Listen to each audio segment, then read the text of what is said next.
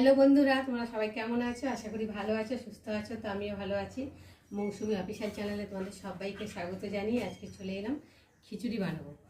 তো কয়েকদিন ধরে শরীরটা একদম ভালো না, মুখে কিছু খেতে ইচ্ছে করছে না। তো তার জন্য ভাবলাম একটু গরম গরম খিচুড়ি বানাই, তাহলে খেতে ভালো লাগবে আর ইচ্ছাও করলো। তো তার জন্য আমি এখানটায় নিয়ে নিয়েছি গোবিন্দভোগ চাল 250 গ্রাম আর 250 গ্রাম সোনামুখী মুগ ডাল। 3টে ডিম নিয়েছি, ভাজা করব। আর এখানটা এই যে আলু কেটে নিয়েছি, টমেটো, আদা আর কাঁচা লঙ্কা। তো চলো প্রথমে কড়াটা ধরিয়ে দেব।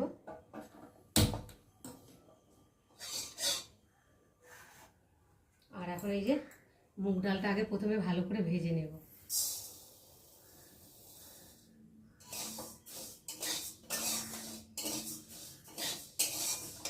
গরম পড়ছে না, কি বলবো, একদম ভালো লাগছে না। গরমে ঘেমে যাচ্ছে আর মুখে তো যেন কিচ্ছু ভালো লাগছে না, শরীরে খেতেও ইচ্ছা করছে না। যেন একেবারে জ্বরে জ্বরে না, যেন তিতো হয়ে রয়েছে। তো ভাবলাম আজকে একটু খিচুড়ি বানাই, একটু ঝাল ঝাল করে। ভালো করে একটু ডালটা ভেজে নিলে তো ডালের যে একটা কাঁচা গন্ধ থাকে সেটা থাকবে না। বিশেষ করে মুগ ডালটা ভেজে করতে হয়, তাহলে টেস্টটা খেতে ভালো লাগে আর গন্ধটাও চলে যায়।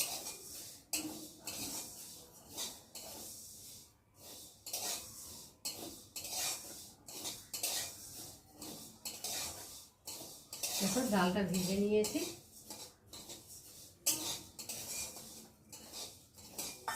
গামলার মধ্যে ডালটাকে তুলে নেব।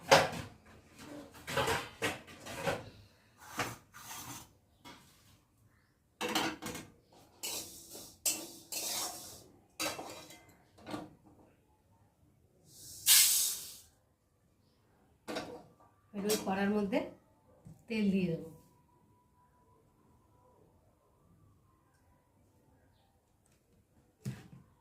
কড়াটা গরম আছে, তেলটা গরম হয়ে গেছে। এখন এই যে ছোট ছোট কেটে রাখা আলুগুলোকে দিয়ে প্রথমে ভালো করে ভেজে আগে তুলে নেব।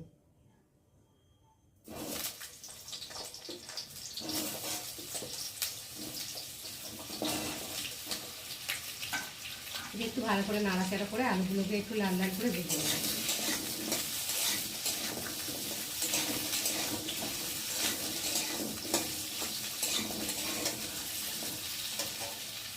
আর যে গোবিন্দভোগের চালটা মানে আমি ধুইনি, গোবিন্দভোগ চাল ধুলে তো চালের যে একটা সেন্ট থাকে সেটা চলে যায়। তার জন্য আমি একটা ভালো ন্যাকড়া দিয়ে মুছে নিয়েছি চালটাকে আর ধোবো না। এবার আলুটা এদিকে ভাজা হতে থাকুক আর আমি এদিকে ডালটা। দেখো বন্ধুরা, আলুগুলোকে লাল লাল করে ভেজে নিয়েছি, দেখতেই পাচ্ছ কত সুন্দর ভালো হয়ে ভাজা হয়েছে। আর এখন আমি একে একে আলুগুলোকে তুলে নেব।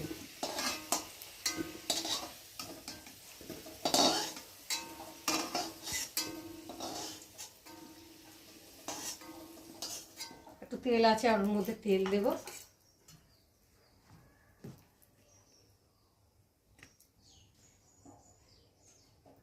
তেলটা একটু গরম হবে, যেহেতু তেলটা সবে দিয়েছি। আর এখন আমি ফোড়নে দিয়ে দেবো গোটা জিরে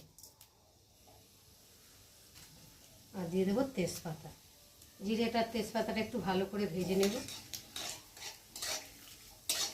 তেজপাতা আর জিরেটা একটু ভাজা ভাজা মতো হয়ে গেছে। এখন আমি দিয়ে দেবো আদা বাটা, কাঁচা লঙ্কা,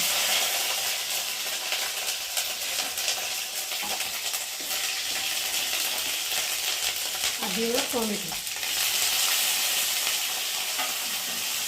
ফুটছে তো, এবার দিয়ে দেবো জিরের গুঁড়ো, লঙ্কার গুঁড়ো আর হলুদ গুঁড়ো। একটু ভালো করে নেড়ে নেব। এবার দিয়ে দেবো স্বাদ মতো নুন।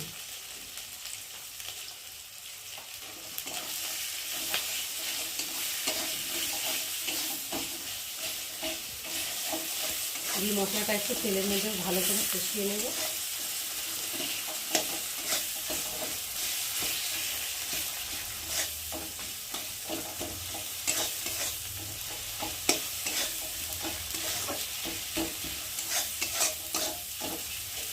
দেখো মশলাটা কষানো হয়ে গেছে, টমেটোটাও গলে গেছে। আর এখন আমি দিয়ে দেবো ভেজে রাখা ডালগুলো।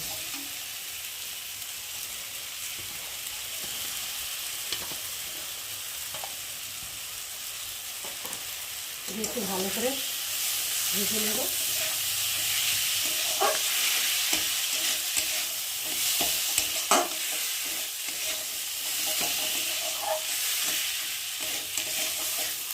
এত ভালো ভাজা হয়ে এসেছে। আর এখন আমি গোবিন্দভোগ চালটাকে দিয়ে দেবো। একটু ভালো করে নেড়ে নেব।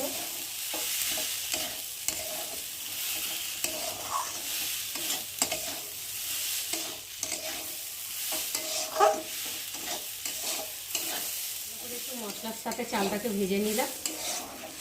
আর এখন এই যে ভেজে রাখা আলুগুলোকে দিয়ে দেবো। একটু ভালো করে নেড়ে চেড়ে নেব।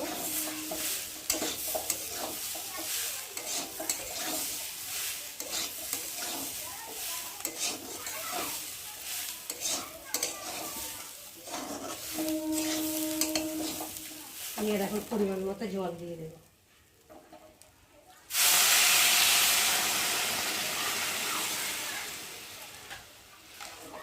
ভালো করে নেড়ে দেবো।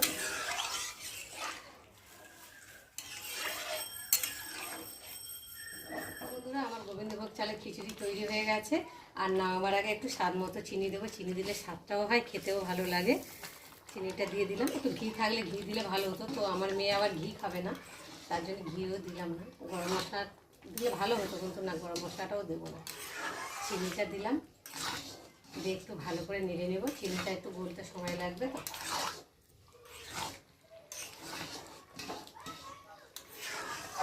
তো বন্ধুরা, আজকে আমার এই খিচুড়ির রেসিপি কেমন লাগলো তোমরা কিন্তু অবশ্যই কমেন্ট করবে।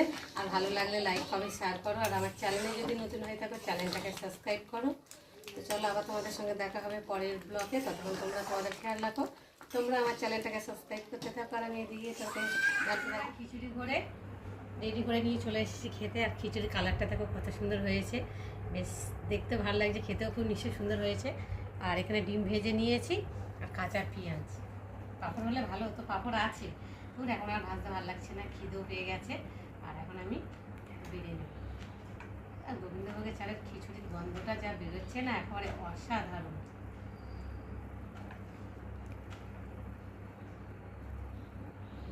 দাঁড়া বন্ধুরা, আগে একটু টেস্ট করে দেখি কেমন হয়েছে, তারপর তোমাদের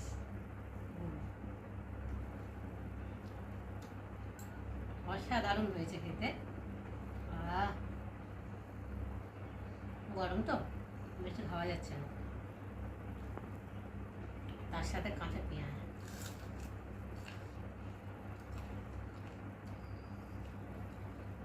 ভালো হয়েছে ডিম ভাজা।